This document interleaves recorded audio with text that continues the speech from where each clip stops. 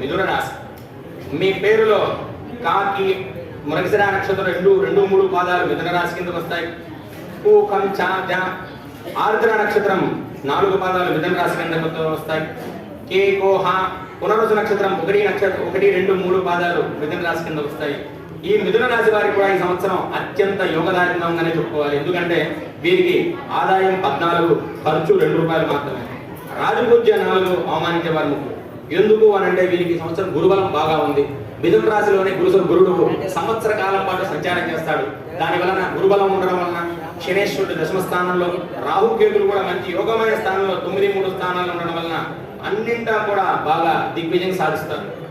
కొన్ని చిన్న ఒడిదుడుకులు ఉన్నా కూడా, ఆదాయానికి మించిన ఖర్చు ఉన్నా కూడా వీళ్ళు తలపెట్టిన పనులన్నీ కూడా దిగ్విజయంగా పరిసమాప్తం చేసుకుంటారు. ఎందుకంటే గురుబలం బాగా ఉంది మిథున రాశి వారికి సంవత్సరం. కుటుంబంలో చిన్న గొడవలు వస్తుంటాయి. అన్నదమ్ముల మధ్య, పార్ట్నర్స్ మధ్య, వ్యాపారంలో పార్ట్నర్స్ చేసే పార్ట్నర్స్ మధ్య చిన్న గొడవలు అవుతుంటాయి. ఈ యొక్క మిథున రాశి వారికి బంధుమిత్రుల మధ్య చిన్న గొడవలు అవుతుంటాయి. శత్రుబాధలు ఊహించిన సంఘటనలు జరుగుతాయి. విద్యార్థులు శ్రమపడి చదివి పాస్ అవ్వాలి. అత్యంత కష్టం మీద ర్యాంకులు వస్తాయి. మంచి మార్కులు రావాలంటే అత్యంత కష్టపడి చదవాలి వీళ్ళు. ఉద్యోగస్తులు ట్రాన్స్ఫర్లు వస్తాయి. తాత్కాలికంగా పనిచేయ వారికి పని ఒత్తిడి బాగా ఎక్కువగా ఉంటుంది. మనశ్శాంతి ఉండదు. అధికారుల వలన మాట పడడము, ఇబ్బందులు ఎదుర్కొంటారు.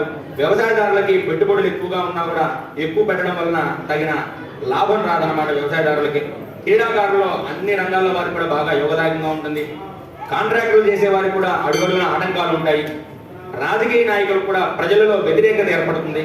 అయినా కూడా వీరికి సంవత్సరం గురుబలం బాగా ఉండడం వల్ల అత్యంత కష్టపడినా సరే అన్ని కూడా దిగ్విజయంగా ఈ సంవత్సరం ఎంత లోపల అన్ని కూడా పరిష్కారం చేసుకుంటారు.